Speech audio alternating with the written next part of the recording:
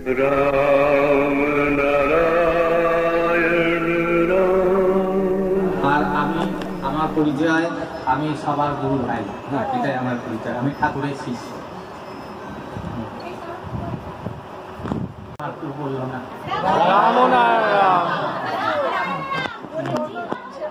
এইবার ঠিক আছে, আকাশ বাতাস কাঁপিয়ে দিতে হবে। আরেকবার বলুন না। রাম নারায়ণ রাম। ও বলে নাই, ওই ছেলেটা বলে না। আচ্ছা ও বলো তিনবার বলা হোক, দুবার হোক, আরেকবার।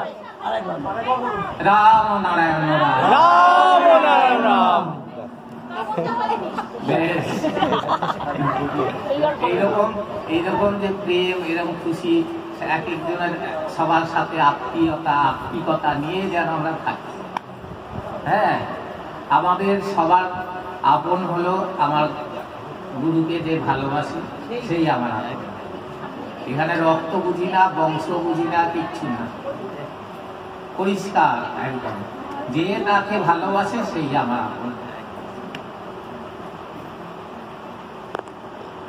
আচ্ছা, কি বলবো আমি? আপনাদের বাড়িটাই তো তাই, আমরা তো কতটুকু জানি।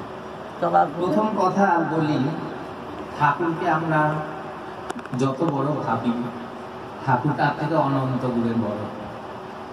ঠাকুরকে কোনো এই যুগের যুবকরা তার ভুল কথা, মহান ভুল কথা। কেন মহান হলো? ঠাকুর বলছেন ৫,০০০ মাত্রা অব্দি যারা আছে তারা এই সৃষ্টিতত্ত্ব কোথা থেকে কি এলো, প্রকৃতি, বিবেক, এসব নিয়ে তাদের কোনো মাথা ব্যথা নেই। তারা আহার নিদ্রা মৈথুন নিয়ে আছে। এরপরের যারা মাত্রা ৭,০০০, তারা একটু খোঁজে, পায় না। এরপরে এলো সাধক, তারপরে এলো মহান, তারপরে এলো অবতার, তারপরে হলো ভগবান। সে ভগবান আবার ভগবান ১, ২, ৩, শিব, বিষ্ণু, কৃষ্ণ।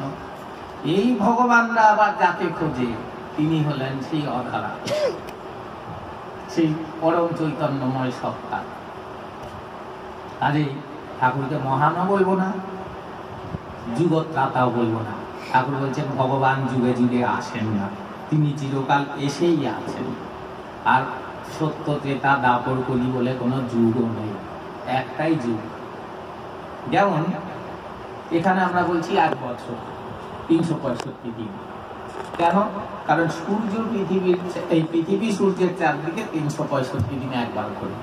তো বৃহস্পতি বছর তো তা নয়, বৃহস্পতি তো ৩৬৫ দিনে ঘোরে না, শনি তো আরো বেশি দিনে ঘোরে। কাজেই এইখানকার মাত্রা অনুযায়ী আমাদের বুঝ, সেই অনুযায়ী এক একটা কথা বলছি। যেমন এইখানে বলা হলো ধর্মগ্রন্থ এইটা শ্রেষ্ঠ। এবার এই ধর্মগ্রন্থ যারা লিখলেন কোথাকার জ্ঞানে, কোথাকার মাত্রায়, পৃথিবীতে তাদের অবস্থান, এইখান থেকে তাদের যে সাধনা জ্ঞান, সেই অনুযায়ী শাস্ত্র লিখল। এর থেকে ঠাকুর বলছেন পৃথিবীর থেকে ধর ৭,০০০ গুণ বড় একটা পৃথিবী আছে, সেখানে শিবের মাত্রায় সব বিরাজ করতেছে। সেইখানে যদি শাস্ত্র লেখা হয় তাহলে সেই শাস্ত্রেটা কি মাত্রা হবে? কাজে কোনো একটা লিমিট দিয়ে বোঝানো যাবে না যে এটা এই। যত ঠাকুর বলছেন যে তোরা ধর সহস্রারে পৌঁছালি মূলাধার থেকে, এইরকম ১৬,০০০ বার মূলাধার থেকে সহস্রারে পৌঁছাইয়া তখনও দেখবি তুই মূলাধারে, আমি সহস্রারে। আমার কাছে পৌঁছাইয়া দেখবি আমি আবার অনেক দূরে। ঠাকুরকে পাওয়া শেষ হবে না। পাওয়া যদি শেষ হয়ে যেত তার মানে তিনি সীমায়, চিরকাল দৌড়াতে হবে, ও ছুটতেই থাকতে হবে। এই পেলাম, আবার গিয়ে দেখি আরো দূরে। তো এইভাবে আমাদের এক একজনের মাত্রা, সাধনা, বুঝ, চিন্তা, গুরু প্রেম অনুযায়ী এক এক রকম ভাবে প্রকাশ। আমি বলি, লোকে বোঝে না, মানে যে প্রত্যেকের ঠাকুর আলাদা। কেন আলাদা? কারণ তার পাত্র অনুযায়ী ঠাকুরের প্রকাশ। তপন গাঙ্গুলির কাছে ঠাকুরের যা প্রকাশ, আকাশের কাছে সেরম না, সন্দীপের কাছে সেরম না, চিরঞ্জিতের কাছে সেরম না, কারোর সাথে কারোর ঠাকুর মিলবে। কারণ তার সাধনা, তার কর্ম তার অতীত এই অনুযায়ী তিনি প্রকাশিত হবেন। আবার কি ঠাকুর অমৃত বইতে বলছেন, এই গাড়িতে আস্তে আস্তে আমার প্রশ্ন করছিল যে ঠাকুরকে ডেকে আনা, বলেছেন টেপ রেকর্ডার রাখবি, খবরের কাগজে রাখবি, তারপরে ফটো ওই ক্যামেরা রাখবি, আমি আয়সা কইয়া দিব এইটা ওইটা, খবরের কাগজ ধইরা দেখাবো, সেই দিনে দেখা বুঝবা যে এটা তো হ্যাঁ এখনকার রিসেন্ট ছবি। তাহলে আজ অব্দি একটা শিষ্য কেন বলতে পারলো না যে ঠাকুরের এই টেপ রেকর্ডারে এই যে ঠাকুরের গলা, এই যে ছবি, রাগ হয়নি। বলছে যে আমাকে দেখে নিতে পারবে যে আমি সেখানে যাব, আমাকে পাওয়াটা আমি তোমাদের উপর ছেড়ে দিলাম, আমি ইচ্ছা করে কারো কাছে যাব না। তাহলে বলবে ঠাকুর ওকে বেশি ভালোবাসে, আমাকে কম, এই জন্য আমি করবো না। যে আমায় দেখে নিতে পারবে, তাহলে কার ডাকটা হয়েছে? তাহলে আমাদের কিরকম হওয়া উচিত ঠাকুর বুঝিয়ে দিচ্ছেন, আর আমরা কিরকম হয়ে আছি। একটি মুহূর্ত যেন তোমাদের নাম জপ করতে নষ্ট থামে না। এই যে আমাদের চিন্তা করবো, এই যে বলি যে কি করলাম, উঠলাম না বসলাম, মাত্রা বাড়লো না কমলো, কিছুই বুঝি না, সারা পাই না, এটা কি করে বুঝবো? ঠাকুর বলছে যত, এটা সবাই জানে, যত তোমাদের চিন্তা কর্ম তার থেকে যতক্ষণ না নাম জপ বেশি হবে ততক্ষণ কিন্তু সারা পাবে না। অন্তত 3 ঘন্টা বলেছেন ঠাকুর, 3 ঘন্টা অন্তত যদি জপ ধ্যানে না থাকো তাহলে সারা পাবে না। একটা না 3 ঘন্টা জপে কজন বসে থাকে? তাহলে পেতে গেলে এত বড় ঠাকুর সুযোগ দিয়ে দিয়েছে, নিজেকে বিলিয়ে দিয়েছেন, কিন্তু নিচ্ছে না, কারণ বুঝতে পারছে না যে কি। সুচরে একদিন বলছিলেন ঠাকুর কি উঠতে বসতে খাইতে শুইতে আমারে ব্যবস্থ, এই জন্য আমার মূল্য নেই। এখন যে তার সন্তানদের অবস্থা, ঠাকুরকে না পেয়ে সব তত্ত্ব জ্ঞান পেছনে ছুটেছে, হ্যাঁ ঠাকুর ঠাকুর করছে, আকুলতা এসছে, ব্যাকুলতা এসছে। এখনো যদি ঠাকুর থাকতেন, ঠাকুর মাইয়ার বিলা, ঠাকুর ছেলের চাকরি, ঠাকুর পেট খারাপ, ঠাকুর এই হতো। এখনো এই যে চলে গেল, হাত ছাড়া হয়ে গেল, এইবার বুঝছে কি পাইনি। এইবার হাত ছাড়া হয়ে বুঝলে লাভ নেই। বলছে বেঁচে থাকতে বুঝতে হবে, বেরিয়ে গিয়ে ফুটো পাত্র, তখন আর সাধনায় কাম হইল না। ঠাকুরের একমাত্র বোন আমার পিসি, তার বড় ছেলে, সে আর আমার জ্যাঠতুতো দাদা, মানে ঠাকুরের বড় ভাইয়ের বড় ছেলে, এ হলো বোনের ছেলে আর এ হলো দাদার ছেলে, দুজনে হরিহর আত্মা, মানে খুব বন্ধুত্ব। এর নাম ভাস্কর, যে জ্যাঠতুতো দাদা, আর ওর নাম হলো দীপঙ্কর, যে পিসির ছেলে। 2008 সালের 31শে ডিসেম্বর মারা গেল।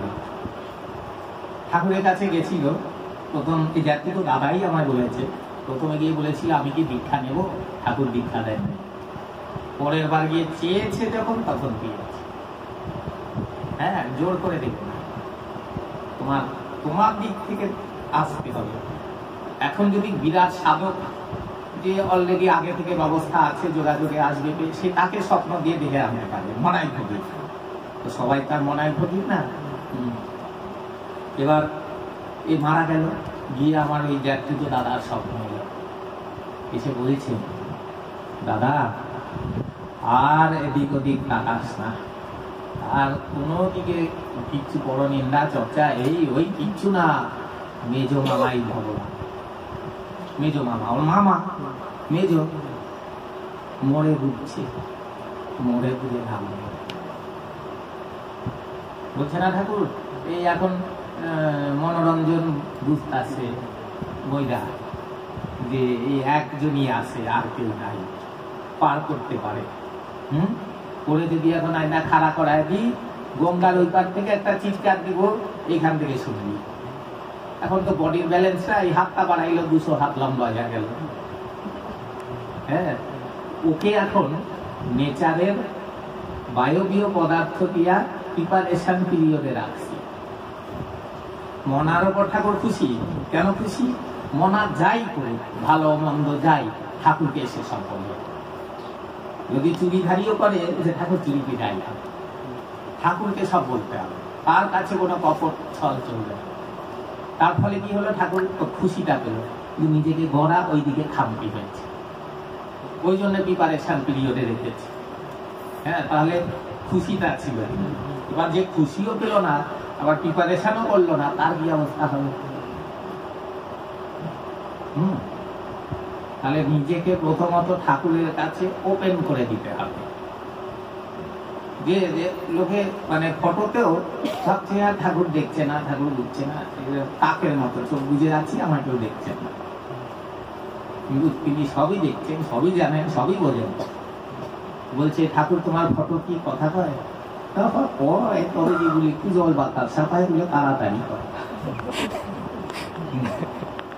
কেন? এই যে ঘরে ছবি লাগিয়ে রেখে দিলাম, মনন স্মরণ নেই, এই যে জল দিলাম, এই যে বাতাসা দিলাম, একটু বসলাম, একটু নাম করলাম, একটা কানেকশন। ওটা নিজের ঠাকুরকে পাওয়া যায় না, কিন্তু মনটা এলো, এই যে যুক্ততাটা এলো, এইগুলোর জন্য এগুলো প্রয়োজন। কিন্তু যখন ওটা মনে বসে যাবে, তখন কিন্তু আর আসনেরও প্রয়োজন হবে, কিচ্ছুর প্রয়োজন। ঠাকুর বলছে না, যখন এমন সবাই আসতে পারে, বলবো আমার ছবি নিয়ে ফেলে দাও, খোলকত্তাল ফেলে দাও। তাহলে আসনে ছবি দামি করে বসিয়ে লাভ নেই যদি এখানে না বসে। ঠাকুর বলে যে মনটা আমার এদের, আর কিছু চাইনি, কিন্তু মন। তো মন দিলে কি হয়? আমাদের যত ঝামেলার মূলে মন, যত অশান্তি, এই দুশ্চিন্তা, ভবিষ্যতে কি করব, চাকরি বাকরি হবে কিনা, ছেলে মেয়ে মানুষ হবে কিনা, শরীর সুস্থ থাকবে কিনা, বাড়ি ঘর হবে কিনা, সব মনের মধ্যে চলছে। এবার কি করলো? বলে মনটা আমাদের দিয়াকে কেউ বুঝলো না। কেন বললেন? আমার 10 কেজি সোনা ব্যাংকে দিয়ে দিলাম, লকারে। এবার দায়িত্ব কার? চুরি গেলে কে দায়ী? তাহলে আমার কাছে মন রাখলে মন চুরি হবে, প্রেমে যাবে, ছল চাতুরিতে যাবে, পরনিন্দায় যাবে, স্নেহে মায়া কাম ক্রোধ লোভ সবতে যাবে। তুলে নিয়ে ঠাকুর তুমি রক্ষা করো, ব্যাস ঠাকুর রক্ষা করলে আর চুরি হবে। সে মন দেবে কি করে? মন দিয়ে দিয়ে আমায় বললেই দেওয়া যায়। তার জন্য বললেন প্রতি মুহূর্তে যেন তোমাদের মধ্যে স্মরণে সজাগ থাকে যে বিরাট শক্তির সাথে তোমাদের যোগাযোগ আছে। এটা যখন প্রতি মুহূর্তে স্মরণে থাকবে, তখন আর উল্টো পাল্টা কাজ করতে পারবে। বদামা করতে গিয়ে আরে ঠাকুর তো জানে, ঠাকুর তো দেখছেন। এই জন্য স্মরণে সারাক্ষণ থাকতে হয়, সারাক্ষণ মনে রাখতে। সব পথ ঠাকুর বলে দিয়েছেন, কিন্তু সেগুলো আমরা গুরুত্ব দিয়ে বুঝতে পারিনি, লিঙ্ক করতে পারিনি কোনটার সাথে কি। নিশ্চিন্তে বসে আছি, ঠাকুর দীক্ষা দিয়ে দিয়েছেন, তো পার হয়েই যাব। এবার পার করে মাঝির কাজ কি? নৌকাটা করে নদীটা পার করে ছেড়ে দেওয়া। তারপরে গন্তব্য মাঝি বলবে চলো বাবু তোমার কোথায় কার বাড়ি যাবে আমি পৌঁছে দিচ্ছি। যদি থাকে পুঁজি, মাঝি হবে রাজি। মাঝি বড় কাজী, হ্যাঁ, পুঁজি না থাকলে কিন্তু। তাহলে ঠাকুর একটা মাঝির গ্যারান্টি দিয়ে দিয়েছে, জন্ম মৃত্যুর ছকটা পার করে দেবে। তারপর কিন্তু আর গ্যারান্টি নেই। হ্যাঁ, বলেননি মরবি মহিলাই দেখবি আমার খুলে আইয়া বসে, বলেন। এইটা সবার জন্য নিশ্চিন্ত। আমার সব শিষ্যকে যতদিন না এক জায়গায় আসছে, ততদিন আমি তোমাদের সাথে থাকবো অন্যভাবে। তাহলে শিষ্যদের যদি বুদ্ধি থাকে, তারা কি করবে? তাহলে যতদিন না আমরা এক হচ্ছি, ঠাকুরকে পাবো না অন্যভাবে। তাড়াতাড়ি এক তো হচ্ছে কই? পিছনে গালি, সামনে হ্যাঁ হ্যাঁ ভালো আছেন, পিছনে গিয়ে কমুকের বাচ্চা বলছে। জানি এই যে বলছে গুরু প্রেম। গুরু প্রেম মানে একটা সুন্দর উপর আসন বানালাম, পাখা ফিট করে দিলাম, এসি লাগিয়ে দিলাম, মখমলের গদি, হ্যাঁ, সোনার থালা, তাতে ঘি লাড্ডু এই রোজ দিচ্ছি, হ্যাঁ, কীর্তন করছি, এটা গুরু প্রেম। এটা একটারও প্রয়োজন নেই। গুরু প্রেম মানে গুরুকে আঘাত দেব না। যাকে ভালোবাসে লোকে তাকে আঘাত দেয়, তাকে খুশি রাখার চেষ্টা করে, যে প্রেম করে কি করে ওর মনোরঞ্জন করা যায়, তাই তো? কখন গিয়ে বারান্দায় দাঁড়াবে একটু দেখবে। গুরুর বেলায় সেটা নেই কেন? সারাক্ষণ কেন করেন? কখন ঠাকুরকে একটু দেখতে পাই, একটু বসি, একটু চিন্তা করি, একটু যদি পাই সারা। এই জন্য সারা নেই। এই যে ঠাকুর বললেন আমার টাইম রাত 3টা, ওই সময় আমি পাস করবো। কজন এখানে হাত তুলে বলুন 3টের সময় বসি ঠাকুরকে সেই সময় সারাটা পাওয়ার জন্য? সব তো বলা চলাই নেই। তাহলে পালন করতে হবে সারা পেতে গেলে। আমি পড়বো না অথচ পরীক্ষায় ফার্স্ট ডিভিশন পাবো, কি সম্ভব? তাহলে পাঠগুলো করতে হবে। মাস্টার মশাই স্কুলে গেলাম, মাস্টার মশাই পড়ালেন অঙ্ক, বিজ্ঞান, ভূগোল সব শুনলাম। মাস্টার মশাই একটা ছবি তুলি, বাদিয়ে টাদিয়ে ঘরে নিয়ে গিয়ে রোজ ফুল বেল পাতা দুধ দুনো পরীক্ষায় গিয়ে দিল। কি লাভ? তো মাস্টার যেটা পড়ালো এটা তো প্র্যাকটিস করতে হবে, বাড়িতে এসে। শুধু পুজো করে কি হবে? বলছে আমার এই দেহটাকে পুজো না করে বিবেক রূপী যে ভগবান ভিতরে আছে তাকে পুজো করো, তার সাথে হাত মেলাও, নইলে যাবে। এই সব পেরিয়ে সবাই যাবে। ঠাকুর বলছে আমার বীজ যারা পেয়েছো, মৃত্যু হওয়া মাত্র এই শক্তিতে এর থেকে অনেক উন্নততর পৃথিবীতে তোমরা নিত হবে, কিন্তু সেখানে গিয়ে যেন আফসোস না হয় কেন এত নিচু স্টেটাসে জন্ম হলো। বললাম না গাড়িতে একই পৃথিবী, ভিকিরিও থাকে, তুমিও থাকো, আম্বানিও থাকে, কিন্তু স্ট্যাটাস কত আলাদা। তাহলে ওইখানে গিয়ে তুমি দেখা গেল 7-8 কোটি শিষ্য, তার মধ্যে দেখা গেল 99% গ্রেস মার্ক দিয়ে পাস,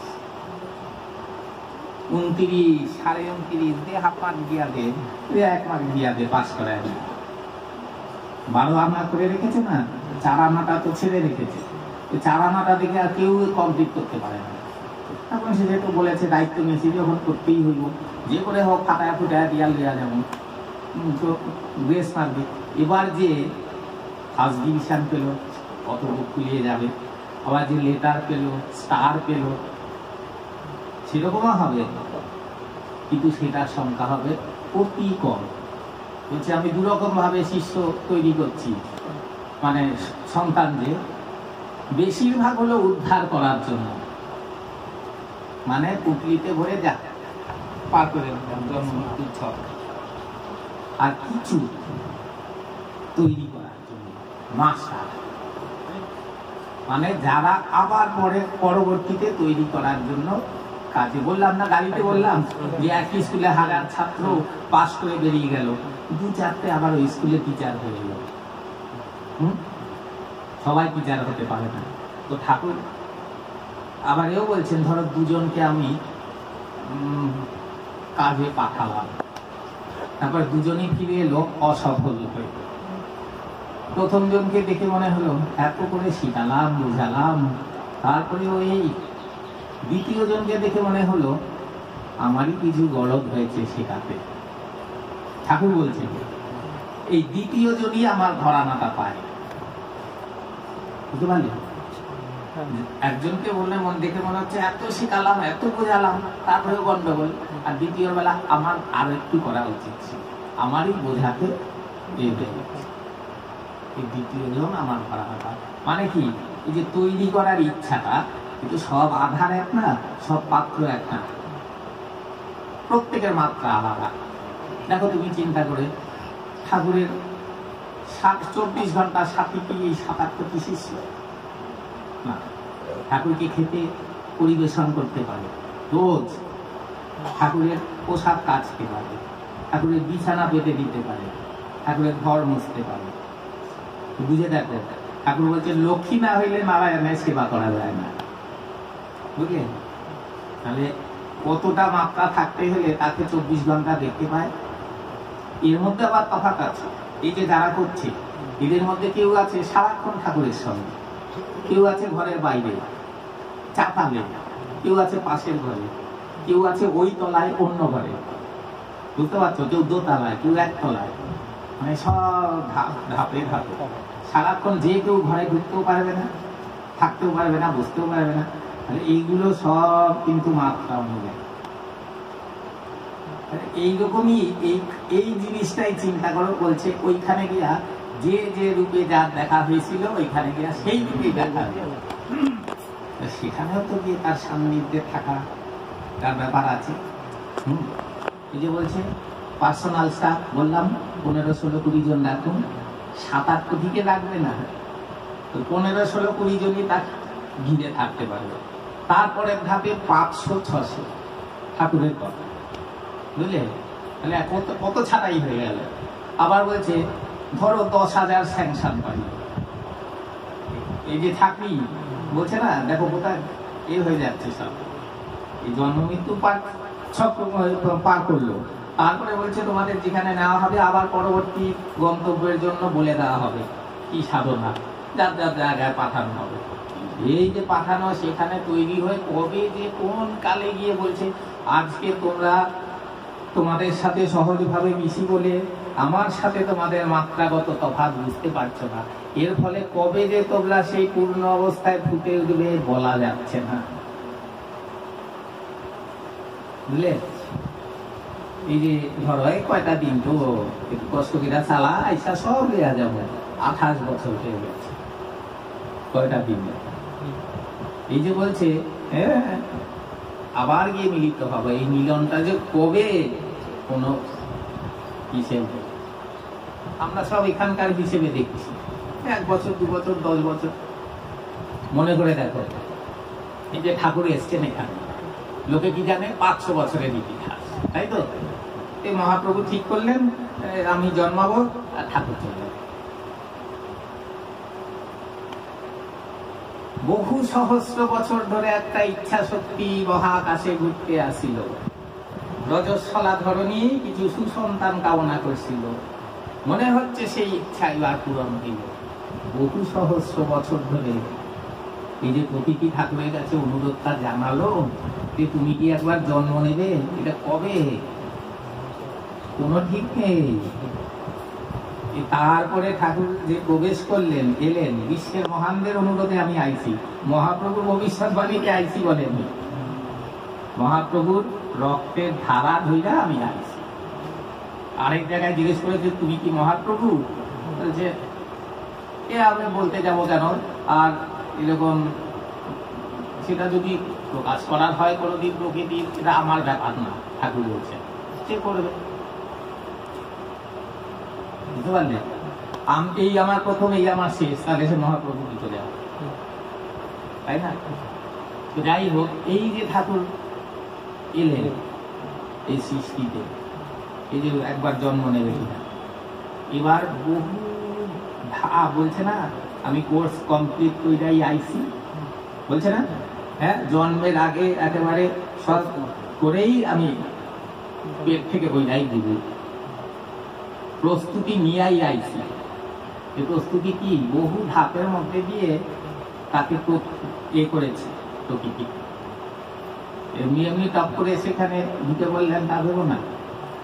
বলছে মহাকাশে দেখবা 7খানা রং, তখন জানে যে এবার একটা বিরাট পরীক্ষা আসছে। তখন নানান গ্রহ থেকে সব বড় বড় মহানরা সেই পরীক্ষা দিতে যায়। তখন তাদের বলা হয় অমুক গ্রহ, নবগ্রহ, সপ্তগ্রহ, অষ্টগ্রহ, ওইখানে ওই গ্রহে যিনি মহান আছেন এখন সব দায়িত্বে, তার কাছে গিয়ে জিনিসগুলোর নিয়মটা জেনে নাও। তো ওখানে গিয়ে ঠাকুর বলছেন দেখবেন আমরা নিয়ম যাই না, 7-8 জন নাইমা করলাম, নিয়মগুলি যাই না 8 জন নেমে করলাম। এবার সেখানে গিয়ে কি নিয়ম, কোথায় কোন পৃথিবীতে কে যাবে কোনো ঠিক নেই। 30টি বছর একদম নিজের শক্তি খরচ না করে যত ছ্যাঁচা গুতো সব দাঁত মুখ চেপে সহ্য করতে হবে। তবে ওই পোস্ট পাবে। ঠাকুর বলছেন সব স্লিপ করছে, আমিও স্লিপ করতাম, কিন্তু আমার গাঁথনিটা পাকা ছিল।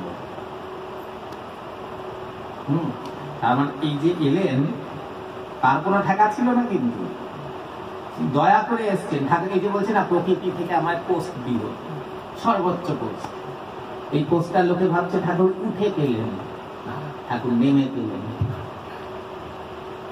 কেন?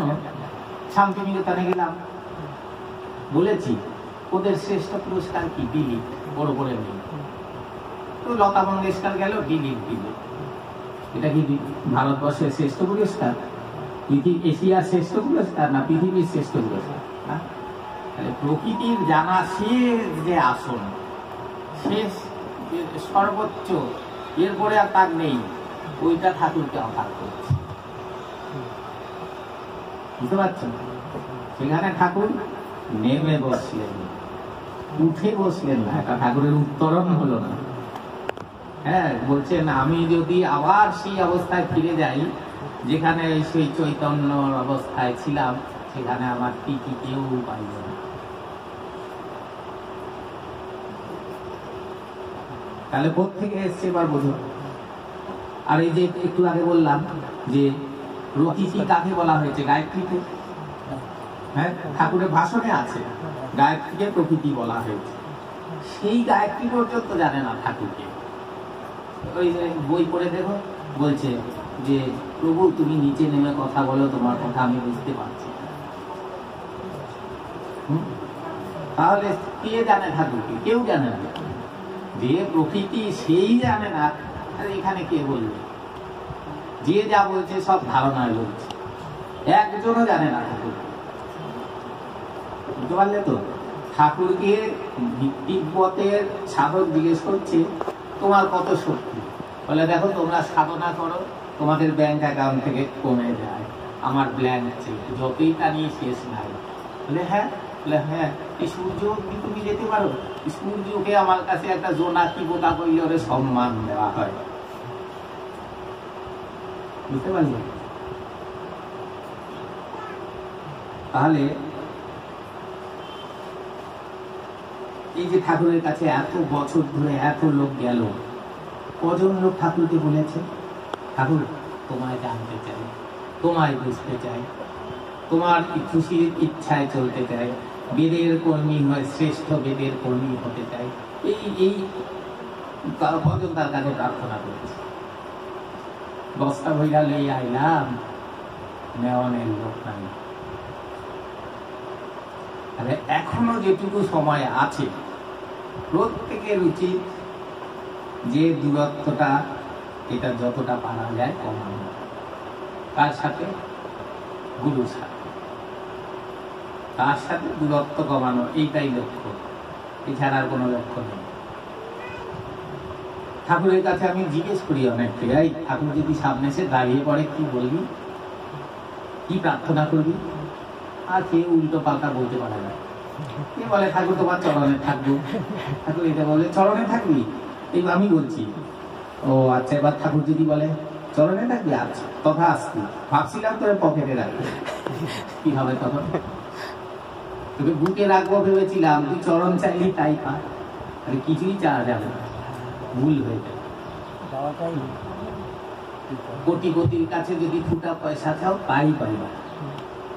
আর যে বুদ্ধিমান লোক, আর যে বলছে ঠাকুরই সব তার ইচ্ছাতেই তো হচ্ছে, কথার কথা, কিছুই তার ইচ্ছাতে করছে না।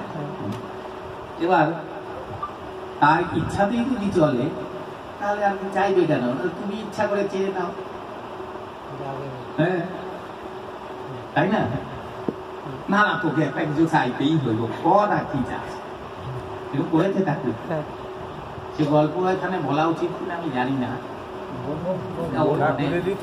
অলৌকিক গল্প, অবিশ্বাস্য।